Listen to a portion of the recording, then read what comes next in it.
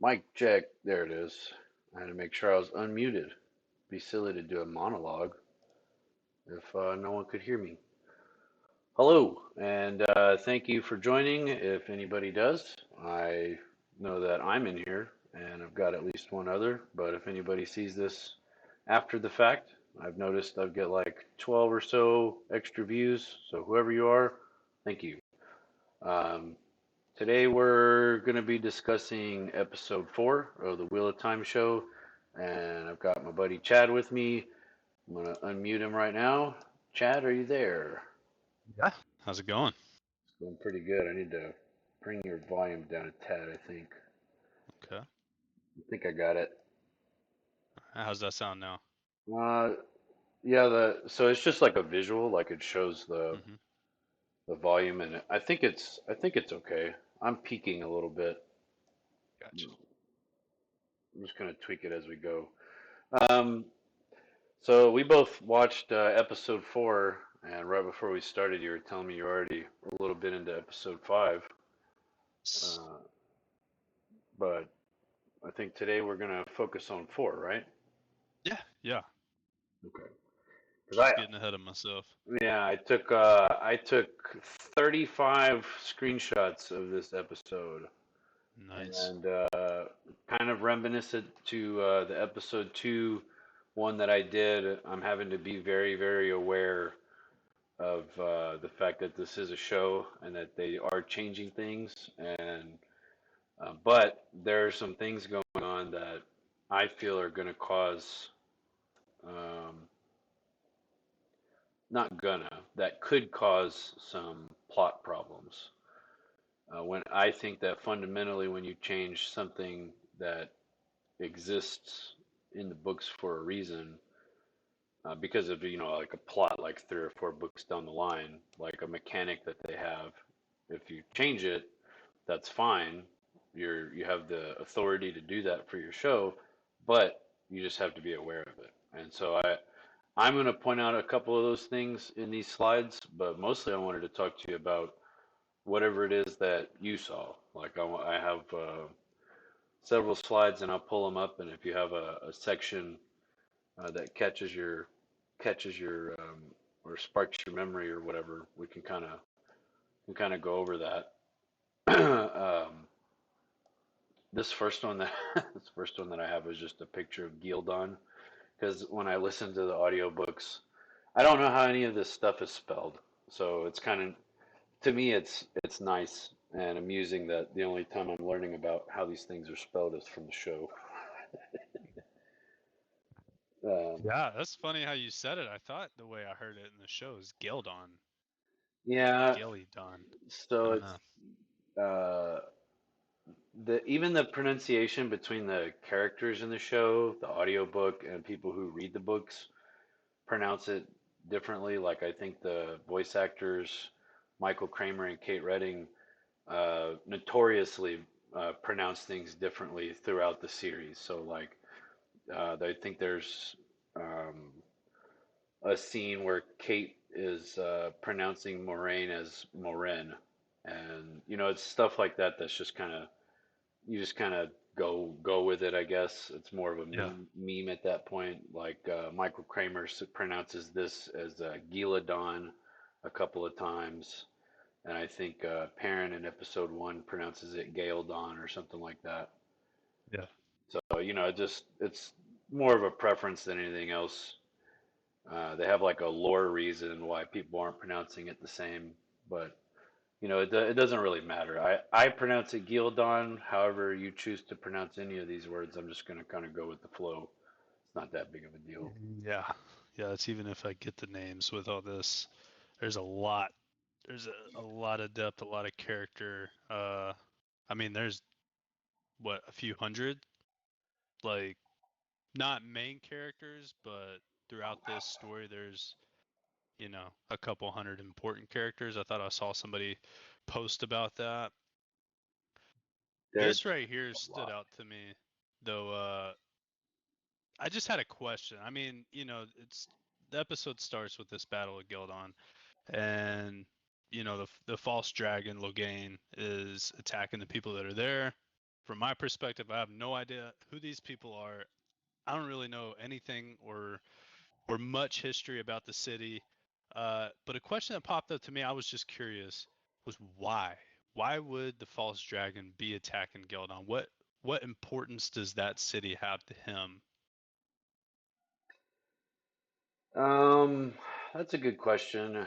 The the answer is that the answer is that the dragon is gonna, um, and this is something they don't really address in the shows, other than just they kind of gloss over it. But there's prophecies, and like part of the premise of the book is that you don't know which prophecies are true. Nobody really has like a complete. There's nobody in the book or in the show that has like, here's the journal of all the prophecies that we've been collecting, and we know for a fact that they're all true. Mhm. So it makes it almost impossible in the book to say this prophecy is true. This is the thing that you have to follow. But in the books, there's a famous story that like Gleeman will tell called the Koreathon cycle, and that discusses specifically the prophecy of the dragon. I don't have it pulled up. If I did, it does talk about like conquering like certain directions, like the north and the west shall be one, and the south and the east shall be one. And so, like, part of the book premise is that the dragons, the false dragons, are interpreting that as they need to conquer uh, everybody. They need to conquer the whole continent or whatever. So that's kind of the reason he's in Gildan conquering everybody. It's not, there's no specific reason why he's after that. It's just more like for what I just said, trying to follow a prophecy that's vague. What was the city at the end of season two? Uh, it What should city were they in there? it should be Tomon Head. That's where the Okay, that's where the battle happens in the book. I don't exactly, I haven't rewatched that, but it sounds right to me. okay. I'm looking off screen because I was trying to find. So my next picture is actually this. So this is a picture of the three six-pointed stars of Gildan, and I couldn't remember if that's the actual symbol or not. I meant to look that up, but like when I say I think it is, I'm probably right, but I don't, like, I'm also pulling from all 14 books, and it's almost impossible for me to remember where I saw that at. There's not like a, I just thought it would be. They got the bees of Elion right in a cutscene where they showed Tam later on, and so I thought this was. I'm just going to hang on to this picture and kind of verify it later. But I think this is right. I feel like the six-pointed star of Gildan is correct. I just can't remember where I saw it at. Okay. I like it when they do this in the show. It just makes me feel better, like somebody is reading, and they know like what the, like when they introduced Andor, the country of Andor. It's the house that rules that area. Their standard is a lion, and so I expect, somebody who's read the books, I expect to see the Lion of Andor. You know what I mean? So I Okay. like it when they show these emblems and things like that. I do think it's funny that they're holding a shield as they're getting ready to fight Logain. Yeah, that doesn't really make sense. I mean, if you're desperate, right? Yeah, They're gotta do what you gotta do, I guess. trying to protect their king. So this is the first look really that we have at a male channeler, right? I don't think, they kind of have that intro in season one, but we don't really get to see anything. I don't think they show a visual until this scene right here. So there was a lot of things about the probably a 5 minute span, the time that they were doing this battle. There was some stuff that stood out to me. Sorry, I'm stoking my fire right now. No, you're fine. Uh, Smoke. but well, one, you could see that his channeling is tainted, so it's white, twisted around with black. which you could tell through the show. They dropped some hints at also at the beginning of the book, that's the corruption that was placed by the Dark One for male channelers. So I definitely picked up on that. Saw that the first time through, as a show watcher, I didn't catch that. Uh, it just he seems to be on a different level. They're definitely portraying him right now on a different level. They want you to see him as a potential dragon, I think, in the show. So, I mean, what little battle you see, he's definitely dominating on there, but there was some little details that stood out to me, like the voices that are talking to Logain. It's a man and a woman. I think they named her Alusha. I don't know. Never heard Right. that before. I'm I have a couple more I have a couple more slides leading up to that. I just I was I do want to get into that. I have that one. I think right here. So I think this, yeah, this chick, right? Lucia. Yes. Yeah. So I thought that was really cool to kind of show the like Whispers. whether this is like a true this isn't ever portrayed in the books in this Hmm. way, but this is a great visual of something extraordinary is happening as opposed to like he's just nuts. Yeah. Right. No, I And feel like you definitely need that in the show to get that point across. and one of the things that I wanted to talk about this scene is that if you're watching and reading his facial expressions and what they're telling him to do versus what he actually does is different, right? Like they're encouraging him to just kill, kill, kill, conquer, conquer, conquer. And then and then we get this scene right after they're encouraging him to kill the king. Logain heals him instead. Yeah. I mean, what do you think about that? I mean, I have my own little Yes. take on that. I just wanted to hear what you thought. So I think in his head, he's trying to he believes that these are the past lives of the dragons Right, and that they're trying to, speak to him from their way of life, their experiences, and for him it's taking all of the information and make the best decision that you see fit. And yeah, they might tell him to do something, but that, ultimately he has control of what he's going to do. Doesn't mean he's not going to be influenced, and you can see in his decisions that there is that taint there. But I think in his heart, he's not an evil person. I think that right, with that corruption being involved in his channeling, it's ultimately going to come out, and whatever he makes is going to be a field of ash in a way. right. But that's not, I don't think that's his intention. I think he truly believes that he's going to make it a better place and bind the world, as he says, rather than break it. I think so too, and I think just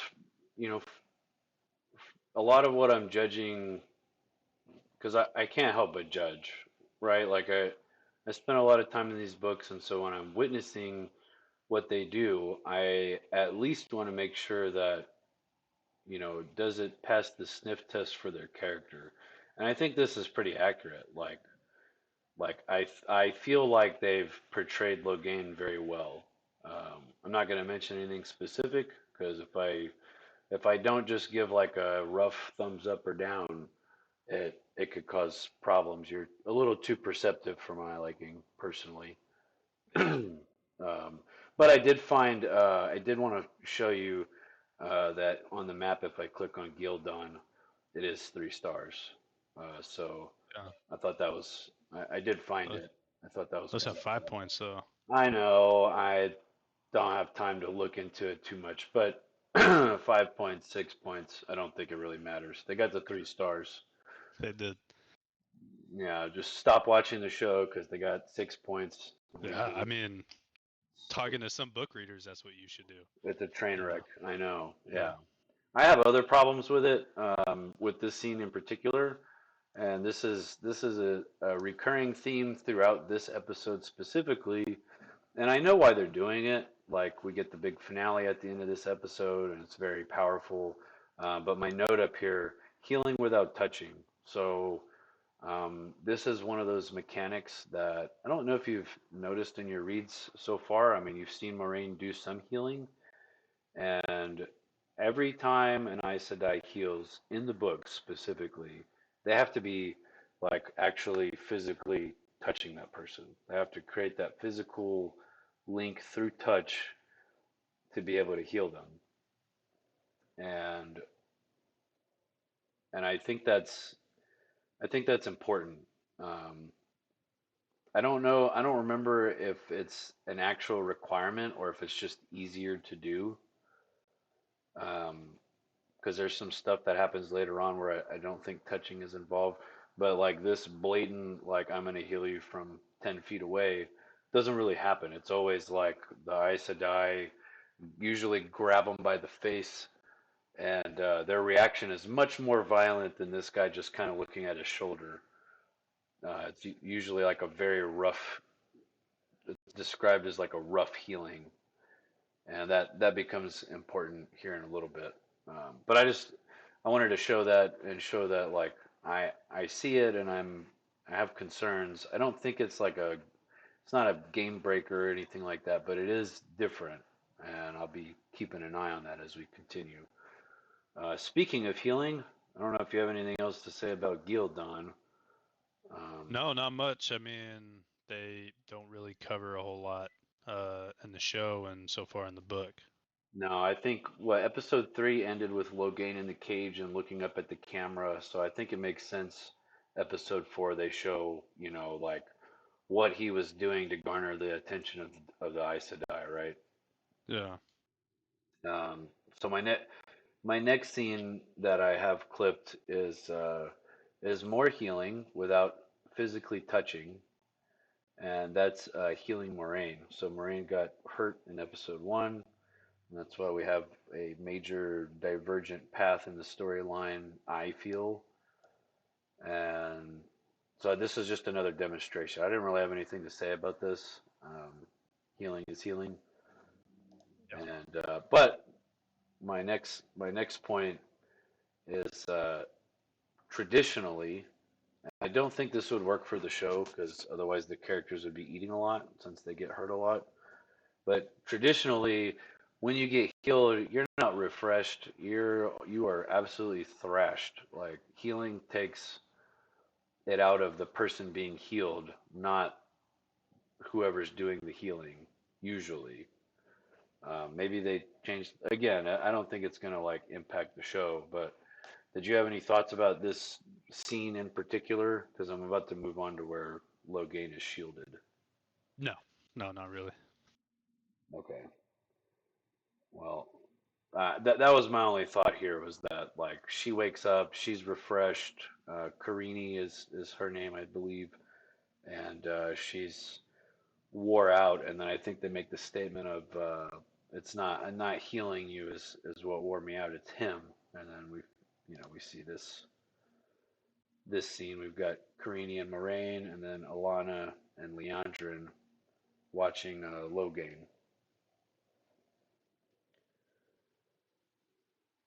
So Yeah. I don't know if you have anything about this particular set of scenes. I don't know what notes you took. I don't have them in front of me, so I don't know what you were looking at when you were watching. I mean, not a lot of these specific scenes stood out to me. I mean, it's there's a lot. It's taking obviously a lot from the Aes Sedai to hold him down. Um, it's eerie with how calm he is in there. Uh, Mhm. so I was suspicious the first time I saw this that something was going to happen. Uh, but I mean, no, from just a viewer's perspective, not a lot from these scenes stood out to me other than just his calmness and anticipating something to come further down the line.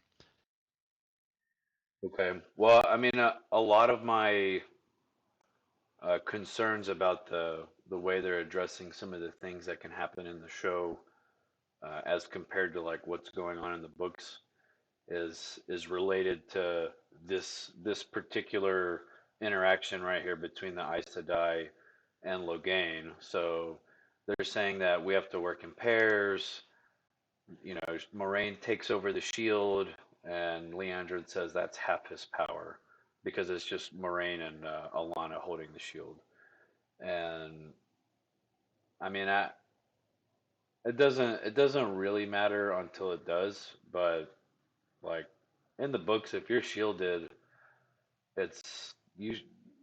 There's like a there's like a tradition in the White Tower that they're supposed to use 13 Aes Sedai to hold the shield on a man, and the weakest of Aes Sedai, if there's 13 of them linked, they can keep any man shielded. Or I think it's six. Don't catch me lying. It's six Aes Sedai can hold a shield on any man of any power. So I'm kind of interested in seeing how they explain this, if they just kind of ignore it. I think they're just going to ignore it, honestly. Yeah, I mean, I honestly would if they only took 8 Aes Sedai to go capture him. So if it takes 6 to watch them, that's not realistic. They've already tripped over themselves with just 8. So it to Well, me it's a minute detail. yeah, I get in the books it's a big deal, but like that doesn't stand out to me. But yeah. then again, I don't have your perspective from the impact it has on the overall mechanics of the world. Well, my only point to that is if six of them were holding the shield on Logain, this statement that's half his power, and then right before that, I think Carini says that only Carini, Leandrin, and Alana are strong enough. But I mean, like this whole scene doesn't really hold water if they just use more Aes Sedai. Like it's not. They're kind of making a mountain out of a molehill. It's not really that big of a thing in the books, and so they're kind of changing. They're kind of changing the way it works. So I'm curious how if we see this again, how it affects what's going on in the show. If they like, um, I'm just going to keep an eye on it because it is different. Um, I my next little slide is this warder interaction. I don't know if it's easier for me to just throw these up here and see what you think, or if you have notes that you wanted to talk about and see if I can find the scene or what. Yeah, I mean it's whatever, it could be a mix of both. What things that you saw that you find interesting and a mix of things that I see. This whole interaction here, where they're at this camp, I don't have any notes on it. I didn't see anything stand out, any details that bothered me. Um, Anything that I liked. It seemed kind of calm, to be honest. The beginning of this episode was pretty boring.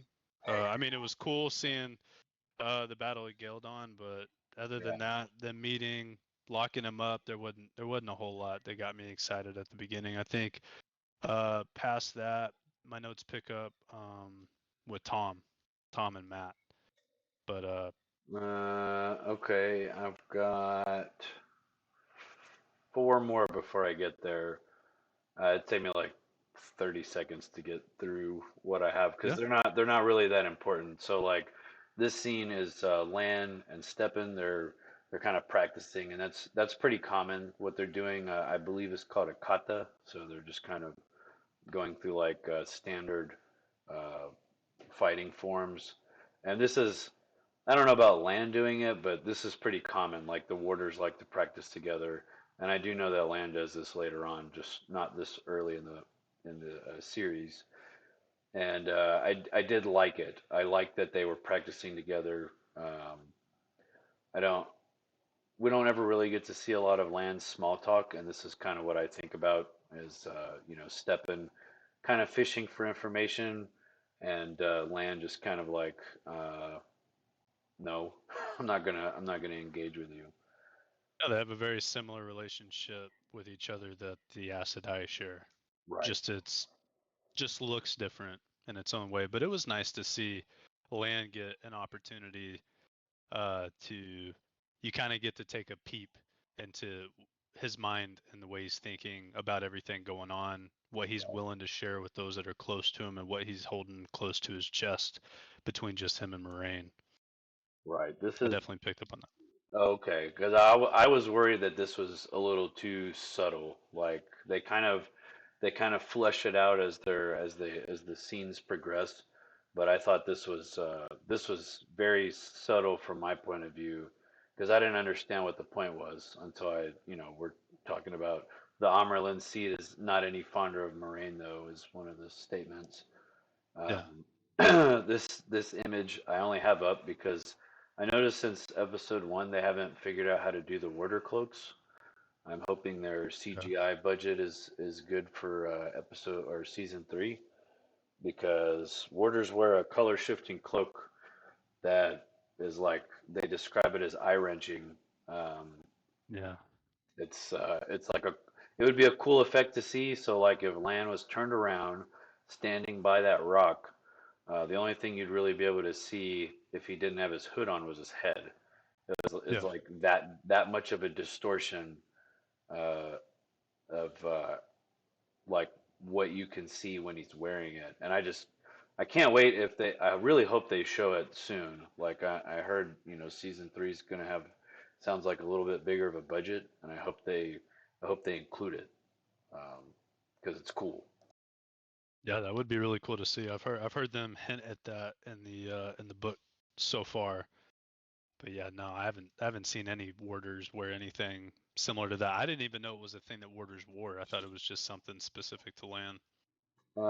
He wears it. He wears it in book one. I don't know if he wears it yet, but he does put it on, and then it's pretty like obvious. Yeah, They they've talked about it in the book where I'm at so yeah far. I know he's wore it around that time. yeah. And then so we cut next to Stepan, who was just talking to Lan. Now we're driving up the kind of this dual relationship that you were talking about, where Stepan's talking to Lan, Karini's trying to fish for information from Moraine, and then I think we see Alana do it right after this. And here it says rumor has it that the Reds have been gentling men across the countryside, and I just want to point out that this this scene is accurate. Like I can't say where they grabbed it from, but to me this screams plot escalation, right? Like you and I have talked about, Oh yeah. you can't compress. I mean, you can't do 14 seasons because it takes, all the actors will be middle aged. The kids will be middle aged by the time you're done, and that doesn't work. So this is to me this is a very specific plot point that they're escalating now, and I would say that this is probably like 7 books ahead.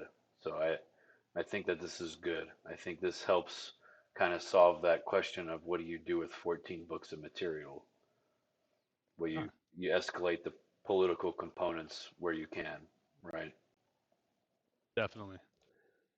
And then this is I like to point these out because like I specifically remember this the Green Aja being called the Battle Aja in like book 8.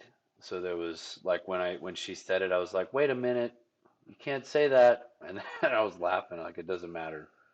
I just the Ajas are very secretive in the books. They don't like to give more information than they should, but a green and a blue talking to each other is perfectly fine.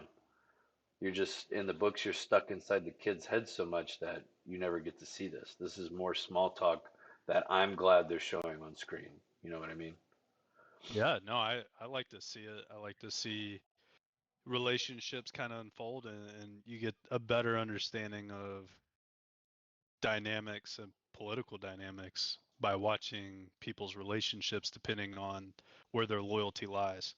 Right. You know, you see that with the red Aja, you see that with the green Aja. Haven't seen too many interactions with the blue yet, other than Moraine. Other than Moraine, yeah. Um, Which she seems kind of like an outlier, even in the show. Like she's portrayed as kind of like not like a black sheep or anything. She's just, you kind know, of rogue. she's Moraine. Like that's their excuse for her behavior because she's just Yeah, Moraine, right? for sure. And and then and then we get another mention of the Reds, right? Yeah, So this is more driving it home that something is going on with the Reds. And now we get to where your notes pick up, I think. Um, yes, this is Matt from left to right is Matt, Tom, and Rand, and they've just they've just been confronted by the owners of this farm. yeah, yeah. Well, I mean, breaking and entering, that I'd have a problem if that was my farm as well. Yeah, So farmers in the right here. Uh, but yeah, I just definitely picked up on Tom being perceptive in this. I think Tom is a very perceptive character. right here. I mean, He, look at his face. He's looking at Rand like, who is this kid? yeah.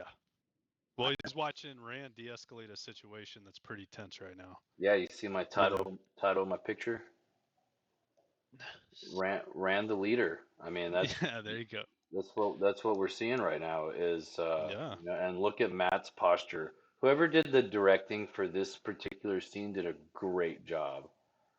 Like Yeah, hand on the dagger. He's hand, trigger happy. hand on the dagger. Tom is like WTF Rand, and Rand is very calm. Like even like points out how the farm owner has like the bowstring held in his fist. Like you don't actually want to kill us, or you would have been holding it with your fingertips or whatever. That's Yeah. good. This is a great scene. No, I loved it. I thought it was a great representation of Rand right there. Um, or from my perspective of what he's supposed to be, I feel like this is a good picture for him. But It's you great. could see Matt be the complete opposite. The balancing effect. Rand's handling this really well, doing what a good leader would do, what the dragon would do, and Rand is or Matt is sitting there hunched over, trigger happy, hand on the dagger, just looking for a reason Which to start something. I mean, technically also what the dragon would do, right? Like Yeah, we don't really know a lot about him. They talk about it multiple times that he could either break the world or save the world. And so we're seeing a lot of scenes where, and the premise of the show is that they don't know who the dragon is, and that kind of follows the theme of the first book a little bit. And I think this is just a good scene overall, where you're. I think you told me the first time you watched it that you were extremely like very confused with what was like you didn't know any more than anybody else did who the dragon was, and I just realized I have Rand's head cut off because of my picture. yeah. I mean, it's kind of hard because they're purposefully leading you in different directions, and I'm pretty perceptive while I watch shows, but you got to cipher through everything that they're trying to do because they are trying to mislead you in different directions. They want you to think. I think in this episode alone, they purposefully try to lead you to think two different people are the dragon other than Rand. Right, They do it with Matt and they do it with Nynaeve. right. Well, they also talk about Egwene too. They briefly mention her. I don't think it's quite as on the nose, right? Yeah, I mean, of course, over the course of the season, she'll get her moment in the spotlight as they all do, except I believe Perrin. I think Perrin's the only one that doesn't kind of get that light, but I mean, really over Yeah, the course of the season, you see him flex his powers more than anybody else. yeah. I mean, he might not be as powerful as Nynaeve, but Perrin, I think, uses his powers more than anybody in season one. Interesting. So they they definitely try to lead you astray and confuse you and muddle it up. So I mean, I remember being at the end of season one, and you think you know who it is, but you're like, at the end of the day, like I don't know. I don't know who it is. And right here, I didn't know because Matt's acting really weird. They talk about the corruption. Obviously, you're seeing the false dragon. Right. He's corrupted. You're like, wow, Matt is walking along his path. And I also noticed something too right here, which is a little sleight of hand of the show, but actually, well, that happens in episode 5. I'll probably forget this point Bring by then. talk about it now. Yeah, so when they're bringing Logain in the cage and he's looking up at Matt and Perrin up on the wall, Hmm. the camera's focusing on Matt, not Rand. I hope I didn't say Perrin right there. I said Matt and Rand right up on the wall. You said Perrin and Matt, but I get it. Yeah, so Rand and Matt Matt. and Rand up on the wall Okay. in the city of Tarvalon. Um, and so they show him coming in, the false dragon being marched through the street. He's getting pounded with, raw cabbage and carrots and stuff, and he's, you know, lost his mind at this point because they've ripped him off of the, ripped his touch away from the source of the power, the one Right. power. Right. So he's lost his mind at this point. You could see it on his face. He's just an empty stare at the bottom of the cage. Something gets him to look up as he's passing by Matt and Rand, and it shows him both, and he starts laughing. And as a viewer, you're like, I don't really understand that. And they talk about it in season 2. They do. Yeah, I Um, remember. but when they talk about it in season 2, they direct it at Rand. But when you see it in season 1, the camera focuses on Matt. And Rand is a side piece to it. He's off to the side. Matt is centerpiece. It even gives just solo shots of Matt and Logain. Interesting. I'll have to So look. that is I'll a have to look for that. Yeah.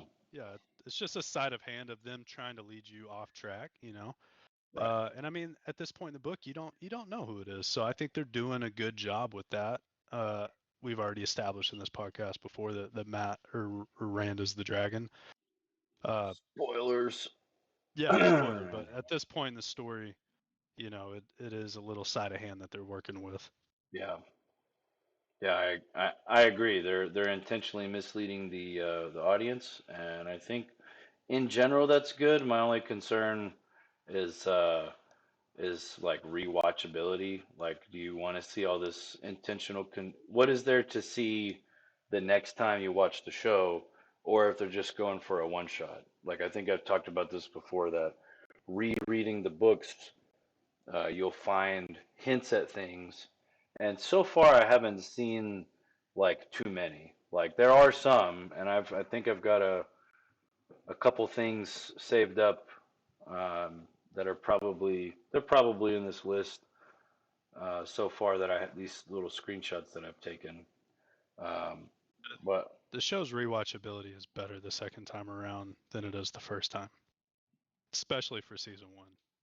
right, yeah. So far, I've been enjoying it more than I thought I would. Right, like Yeah. I've had a bad time with episode 2, because that was the ripping of the band-aid, so to speak. And then, now watching this, most of my concerns are for, them digging themselves a pothole they can't get out of. Yeah, But it's like swimming in a cold pool. You just yeah, don't walk in, jump in. you just got to jump in. Yeah. So here's some more, Aja, like the Aja lore. Leandrin is telling Nynaeve, or Nynaeve as she pronounces it. And this scene is so funny because Leandrin is talking to Nynaeve like she's an idiot, and Nynaeve's not having it. Oh, Nynaeve is working her. Yeah, Leandrin's like, I can't place your accent, and Nynaeve, I think she says, it's because I haven't spoken to you. Yeah. And it's funny how Nynaeve she switches the roles. I think you can see here that the she the red Aja obviously hitting at that marker again. Um have what's the word I'm looking for? They have their own, not narrative, but man, I am blanking on the word right now. Agenda. Yeah, they Okay. have their own agenda. Uh and you see her trying to take a piece of somebody that's in Moraine's party and get some knowledge, like everybody at the camp. They're trying to dig, what has Moraine been into? What is she doing? Right. What can I get a hold of? Um, and it's funny how you watch her here try to work Nynaeve and just completely gets it flipped on her. Yeah. I enjoyed this interaction here. This is interesting. Like, so this at this point, anybody that has read the books knows that like we have completely diverged. Like this scene kind of happens, but it doesn't happen here. And but I like that they're showing the interaction already. I think it's important. Um, Yeah. this I believe this happens somewhere along somewhere in book two. So like that's one of the main things from the books. But you know that as long as they're getting the interactions in there where they're important and getting them more or less right, that's also important to me. I do like this next scene. Lan shows up to kind of try to save Nynaeve, and Nynaeve's like, "I don't need your help. I got it." And then Lan invites her to the fire as long as you promise not to shove anyone into it. That's Yes. accurate. This is the start of something beautiful happening here, and I'm here for it. I don't know what you're talking about. I don't think it's gonna work. It Um, will work. well, I'm gonna skip over that. It's not important. So we've got Sad Perrin. I think this is um, right after the Tinker woman says the word axe like three times in a row. Like each Oh scene yeah, has the word that axe. was a that was a note of mine. Okay. I believe her name's Isla. Isla knows. Yeah. I put Isla knows Perrin used an axe, and I say that because she emphasized axe. She glossed over kind of they don't use weapons, this that, and then she stares at him, and the last word out of her mouth is axe, and then she kept emphasizing that. So to me, it was weird how that interaction happened, as if she could see something in him that had happened, and she even kind of talked about, are you happy with anything that's come from your hand while touching an axe? I Right. don't think she said axe in that sentence, but she was talking about violence with a weapon, um, and then proceeded to follow that up with the word axe. So it I was intriguing that she she knew to do that. I enjoyed the scene. I mean, it's I think it was a clever bit of script writing, and you can kind of hand wave that she has had this type of conversation with violent people for her whole life, and so she has some experience, almost like a palm reader or something. She's reading your body Yeah, language, and he doesn't react at the word sword, and so she changes the weapon and then changes the weapon, and then when she lands on axe, now she can read it in his body language that that is what's bothering him. yeah, And I it's good. I think it's good script writing, and I think it's a good kind of leaning into the mysticism of the Tinkers. There's not really any, but they do kind of look like palm readers, so I think it makes sense to kind of add that to their personality. They've had these conversations about the way of the leaf for 3,000 years. Of course, they're going to be good at it, right? yeah. Um, I just thought it was a good scene. No, I enjoyed it as well. This is probably my next beef. It's not really a beef. I think it's just some confusion in the show between the Mhm. characters, and I just wanted to. So like the scene right before this with Tom and Rand and Matt, right before they get stopped by the farm hand or whatever, or the farm owner, Matt's horse is acting stupid, Yeah, and now we have the because the scene. fate's coming. Right, but that's not. You don't know that right now. No, you Right, don't. I didn't right, know that. right now you're hearing Tom tell Rand about his nephew Owen, and specifically says this: animals had their hair up whenever he passed, Yeah, as insinuating that someone that has a man that has the one power disrupts animals. And to me, I think they're going to explore this a little more than what they did in the books. I feel like they're going to have to because this sentence doesn't make any sense in that context. And I hope they kind of bring it up. I hope there's like some kind of they somehow tie all this in later on. But or he could just be wrong. I mean, maybe he's just repeating something he heard, and he could be wrong. But this is interesting with what happens to Matt's horse. I feel like they included this line to kind of, like we talked about, add to that confusion. Um, Yeah. and then right after that, we got some more the Reds, right? We got that's what I titled it, more anti-red propaganda. They're tearing them up. They're Yeah, bashing the Reds this episode, they and they rightly are. so. You think so? My opinion, from what I've seen, yeah, I'm, I'm not a fan of them. But then I'm again, the only one that you really get time to get to know is Leandrin, and she's a sack of shit. So you know, and they're just passionate about their job, man. It's protecting the world. It's a tough, yeah, tough. they take themselves too seriously. That's what they do. And Aes Sedai taking themselves too seriously. That's an interesting take. I don't think anybody's going to agree with that ever. No, Um, no. But as you could see from different houses, other people can go about it in a different way. If you are the shit and you know you're the shit, you don't have to carry yourself in such a provocative manner the way that the Reds do compared to Moraine, who's calm, cool, and collected. She doesn't take any shit, but she gives off the impression with her confidence. And if things escalate, she obviously crushes it with overwhelming force. right. So that's handled differently than the way, from my perspective, what I've seen the Reds do, which is attack everything head on. Anything that butts back, they act like the questioners from the Children of the Light.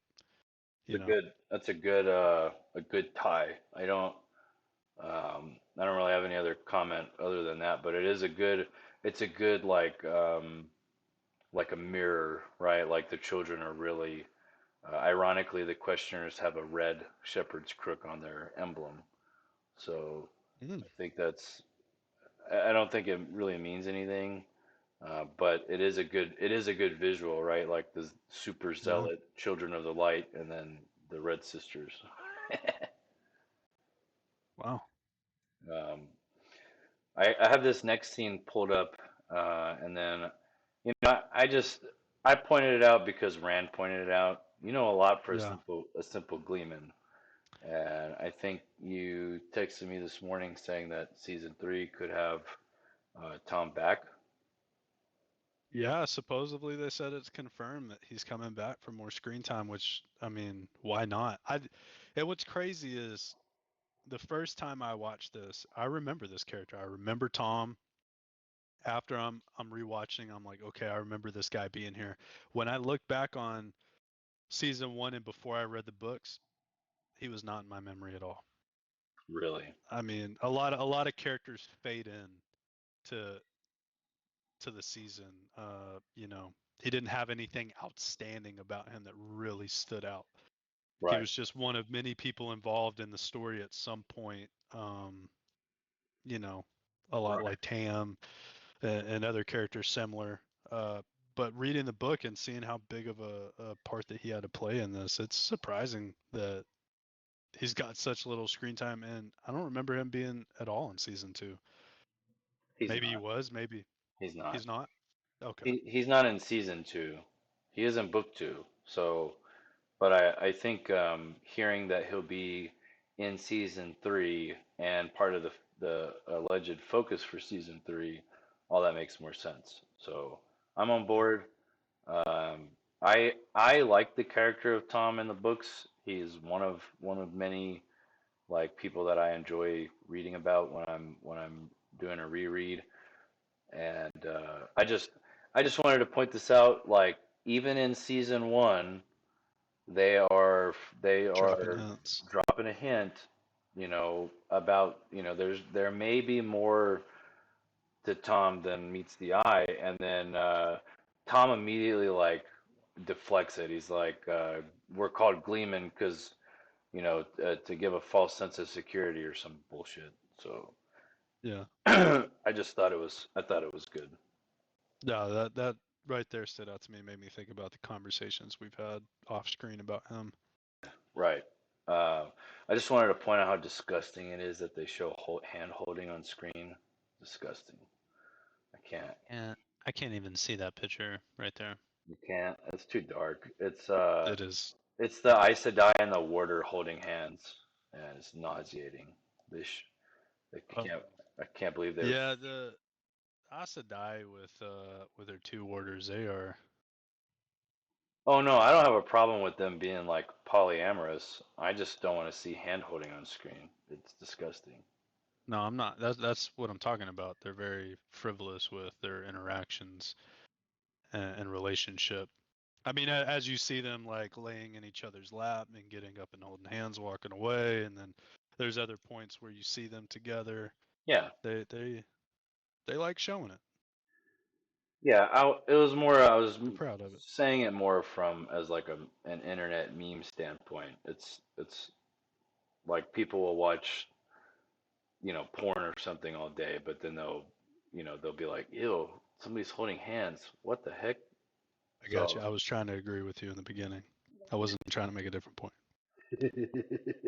but yeah, I, I just thought it was funny. They do show a lot of affection, and the Greens are very, from what I remember of the show, they're very, very flamboyant about it. Like, Okay. I Well, think good on them. I think they're like deliberately. I think they try to like make Egwene uncomfortable in one episode. Um, but The that's Greens. yeah, the Greens, her Okay. specifically, I think. But anyways, we'll go back to Tom and Matt Hmm. and Rand. I think Rand has a little dream sequence right before this scene, and I don't know if you saw this on either pass, but I had to take a screenshot because I wasn't sure that I saw what I saw. Yeah. Yeah, I noticed that. That's happened to him a couple times now. He threw it up in the beginning.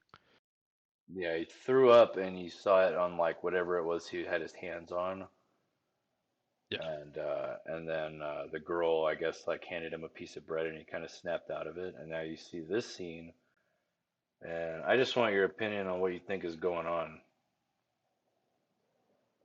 Yeah, I mean, it looks like he's being corrupted. It looks very similar to I don't remember what they call it, but the algae, whatever, demonic algae in Shadar Logoth.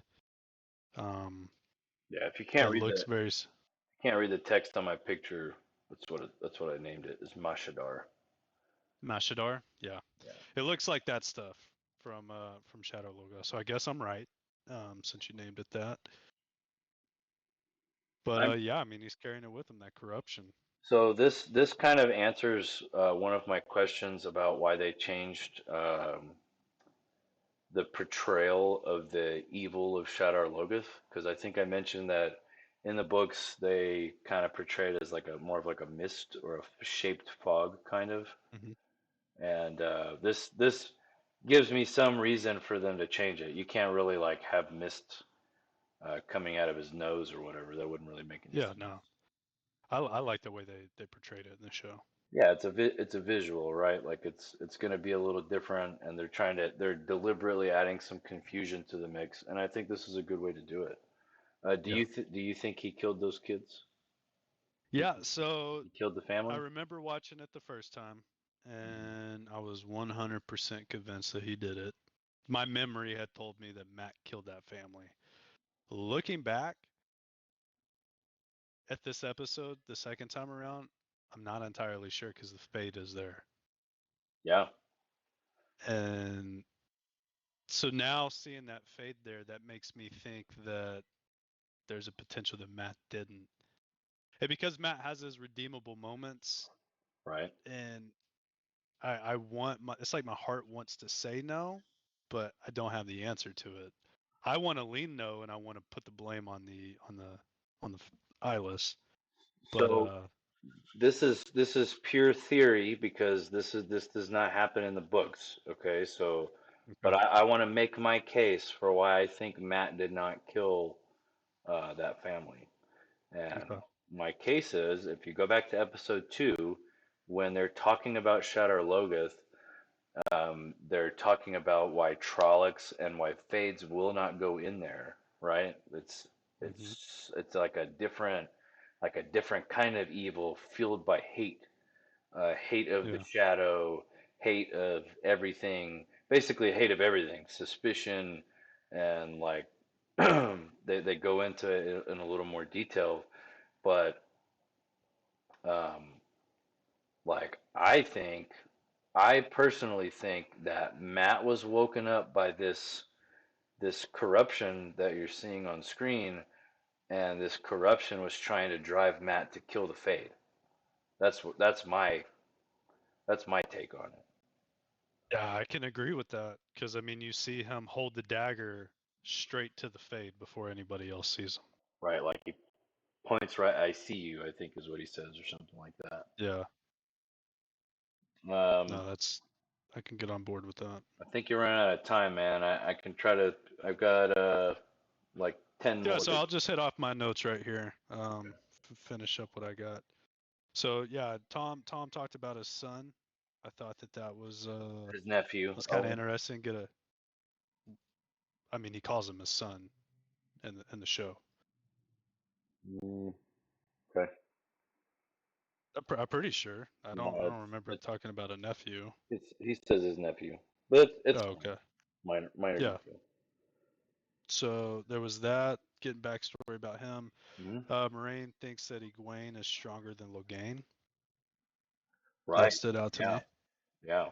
Yeah. Which just kind of speaks to Egwene's strength. I thought it was funny when there's the scene that Lan has where he's drinking with all the other warders at the fire, and he gets back to the tent, and Moraine is kind of glassy-eyed a little bit, kind of Yeah. sappy, That's you lore know. accurate. That's lore accurate. Uh, You drink and yeah, your person you're bonded to gets to feel that. yeah, I thought that was funny. And then in a scene after that, the Tinkers were talking, and I'm sure this is a minute point, probably has nothing to do with the story, but the guy was talking about the lore of the Tinkers and how they said that the Tinkers know a song that brings peace. Oh, yeah, the song. It's Well, the okay, like yeah. the song. Like in the that's what it's called in the show and in the book is it, like they call it the song. And in episode 3 when they meet the Tinkers, they're like, "Do you know the song?" That's what they're talking about. And yeah, it's an interesting like bit. I can't really explain it at the moment. Um, Yeah. Well, I but thought for the conversation they were saying that the people, the Tinkers, forgot the song. right, right. That's why they're always searching for it. That's why Gotcha. Mahdi Okay. is called the Seeker, Okay. the leader of the leader of the band of Tinkers is called the So they're Seeker. well, that's good. Then I'll be on the look for that little side quest right there. I have a Um, theory on what it is, and but it has taken me literally years to come up with what I think it is, and I still have no way to confirm it since Robert Jordan is yeah. dead. So you got to the end of the book and didn't get an answer. That's great. I got to the end of the book and the shows multiple times and did not come up with a theory until today, literally. Oh, yeah. Yeah. Yeah. And then the next one for me was I wrote down Matt or the Fade. You know, that killed the family. Wasn't really sure. Okay. That's good. Um, Yeah. but something that stood out to me in the scene after this was Nynaeve speaks the old tongue when she's talking to Lan, and something that they never really hint on. I mean, they don't really spend a lot of time in backstories with these characters, like compared to the way that they do in the book. I mean, in the show, you really have little to nothing to go on. Um, but I was just thinking like so far between the book and the show, I have nothing on Nynaeve's background before like her as a little girl, and she was taken in by the previous um Right. what are they called, the person that she trained under, the wisdom. The wisdom, the Yeah. previous wisdom. So I Yeah. was curious, a lot like Matt or Rand, what is her backstory? I think they kind of they made a point of mentioning that in episode one when Moraine visits her at the ceremony pool or whatever. That like she singles her out and says, it's this little town doesn't keep records, and then Nynaeve gets all defensive, like, no, I'm from Emmons Field, and then basically tells her, they brought me here. And yeah, I think it's interesting. I actually don't know or remember much about Nynaeve's background. Oh, Um, great. So it's never addressed that. That makes me it feel good. it might be, but I don't recall. Nynaeve is not very big on like sharing her personal feelings or experiences. She's more about bullying other people. So Yeah. this scene is a little not out of character. It's just this is more private than you really get to see in the books.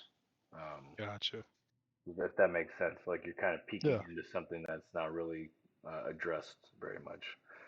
Her speaking the old tongue is to me is that is a direct steal from Matt in the books. Matt speaks the old tongue on accident right around this point in the story if they were to line up perfectly. And so I think they just needed to give it to somebody else. And so they had Nynaeve do it and phrase it as like an old saying, if that makes sense. Gotcha.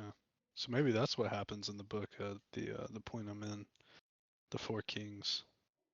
Because I'm Mm, right around this spot in the book. A lot, not everything that's going on in this episode is happening in the book, but a lot of things are really close. hmm, okay. A lot of the conversations, you mean? Because none of this happens that you're that Yeah, you. I'm talking more like where they're at in the story in the show, like between episode 4 and 5. A Yeah. lot of the stuff that's happening in episode 5 is where I'm at. So, Oh, okay. Okay. but Um, another thing that stood out to me was when they were so after this scene, like I think immediately after they fall under attack, because Loghain's army shows up, right. and Nynaeve is with the warders and the Aes Sedai out in the forest. They're fighting off, and you could just see how powerless Nynaeve feels Yes. amidst all them. Between the Yes. warders fighting and the Aes Sedai using their powers, she's just sitting there holding her little knife Yeah. and confused, powerless, kind of frozen a little bit. Right. Like she kills a couple people, but it's because they Yeah, got too close to her, not because she was like on any kind of offensive, right? yeah, absolutely. Yeah. And obviously this battle comes to a head um, in the cave with Loghain, and Yeah. because he killed the Aes Sedai, I can't remember her name, Greeny. Harini, that causes her warder to jump on Loghain as the Aes Sedai are attempting to shield him again, and that gives Loghain the opportunity to break the shield somehow.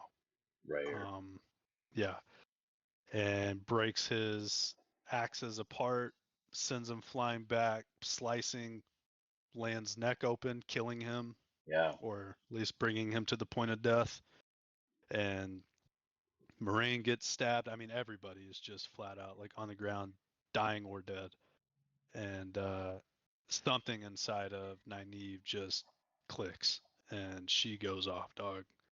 Yeah. Yeah, I have in my notes, Nynaeve channels her ass off. Yeah. She goes Super Saiyan, right? Her Yeah, hair her hair sticks straight up. Her braid comes undone. I think the scene ends on her close up of her face. She's like breathing hard, and it was a very powerful scene. Um, yeah, and it's my theory that that's why they're showing like they've been showing specifically the readers that healing in the show can be done without touching. Otherwise, this scene wouldn't work at all. Like yeah, that was my theory. Like they had to show on screen multiple times that Aes Sedai in the show can heal without touching, because otherwise this scene with Nynaeve doesn't work at zero. It works not yeah. not, not at all. Um, And this picture that well, you're about to have to go, but I have a big problem mechanic wise with this whole scene. Um, that's going to cause it could cause problems later down the road. But I think overall this episode, this breakdown was kind of good. I thought it was good. I like having you on for these. I feel like it. I feel like I should probably continue to do these like solo. I don't know. I'm gonna have to look and see what the response is because I prefer to like really dig in and just kind of not beat up, but just point out all the things that are different. And I could spend another 30 minutes on this picture basically. Uh, Yeah, last time you did that, you drove yourself mad like Logain. So I did. I He's would be not. careful with that. He's not mad. Um, But they did address something that you've had a big problem with in the show in episode 5. okay, Uh, Child Valda talks about it, where he said he was told by another witch that they do not have to move their hands to channel, but they do it as if it's a crutch to lean on. that's 100% true. So it is addressed in the show that they do not have to move their hands to channel. I don't like. I mean, it still goes to the point where why are they doing it? Why do they do it pretty much every time? Well, Um, it but could be it. So taking that into account that the show addresses that you don't technically need to move your body at all to channel, that means that you could easily say that in the past, the children of the light over time have noticed that a lot of Eyes to Die struggle with channeling without moving their hands. They're used to making certain gestures because it's familiar, and cutting off the hands is a way to add an additional layer of security, right? Like yeah, if 90% of them move their hands to channel, it's worth the risk that you cut the hands off of somebody just in case, right? I think it makes sense. yeah. I No, just I definitely do too. I don't And think we've seen I anybody channel without moving their body in some way. uh I was curious. I'd have to go back and watch, but I do not remember Rand killing when he was fighting the Heron Blade Master and he had all the daggers up behind him. Yeah. I don't remember him moving his hand. Um, but I'd have to go back and watch I that wonder scene if again.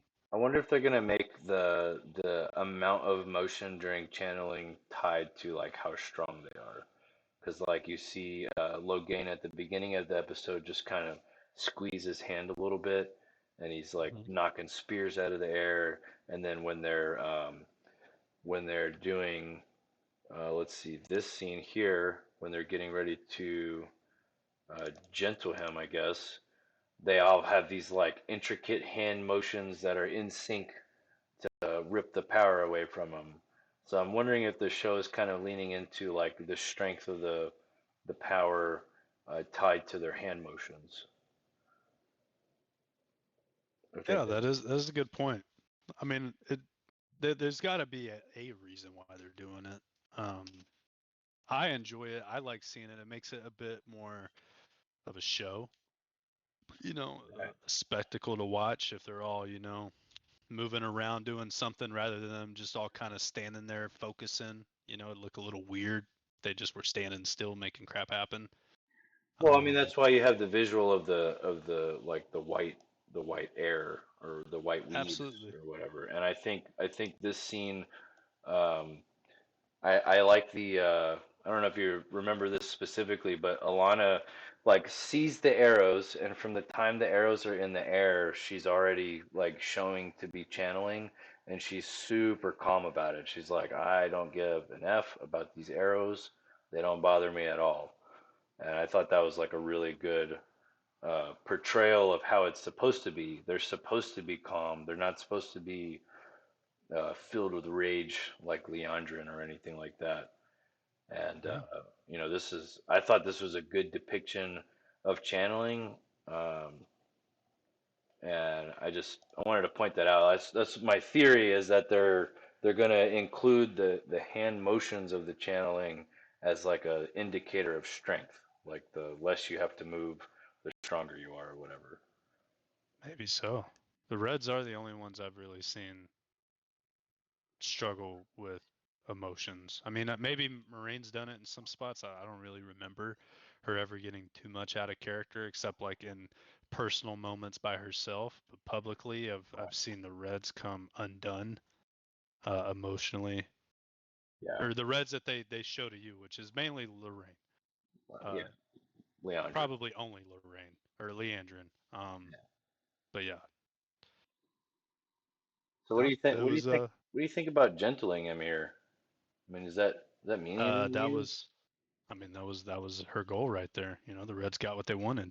You know, they spend the whole episode talking about Reds, hitting at Reds, bashing them. You know, here in this camp, they're talking about how the Reds have an agenda that's aside from the Amelin seat, Right, and you know, all the other Asadai are trying to hold true to the hierarchy and what their mission is.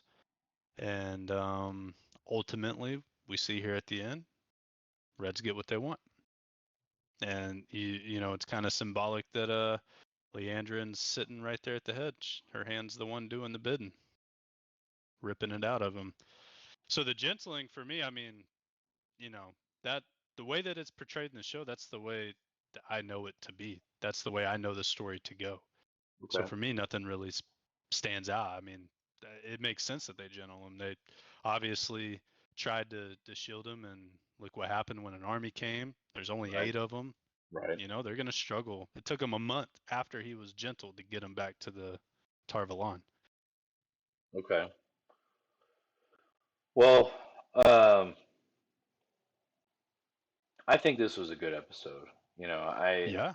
I think I need to have a separate discussion where I am talking about my concerns about specifically the use of magic and the shielding mechanics, like away from my episode discussions, because this is bringing up some concerns that I'm going to have going forward. Um, and I can just talk about those then. Overall, I thought the episode was good. The visuals are Yeah. improving. You're seeing a lot of new characters. You're seeing character development, and a lot of it is really, really true to the books as far as like if you took these characters the way they were in the books and put them in this different scene, what would they do? And the answer is pretty much what you're seeing in the show is what they would do. It's a really interesting like thought experiment, and I think the show's doing a really good job so far. Well, I'm glad you think so. I definitely, yeah. I think that you should go knock that out. I think it would be good to Yeah. have that perspective and be able to see you sit down and dissect it like that. But yeah, definitely for this, I feel like it was a good episode. The story is starting to build some depth to it, and the plot is starting to thicken. Everybody's about to converge Yeah. in the coming episode, so it's exciting. I'm ready to jump into the next ones. Okay. Well, I can probably do that Thursday or Friday, but we can talk off stream about the next time I Yeah, can go. I mean, it's only us. I mean, it's not like I have a huge audience, so we can no, do it whenever we want. we'll make it work, man. Yes, sir. Well, I'm gonna throw the ending soon on, All right. and then you and I can talk some other time because this stream is over.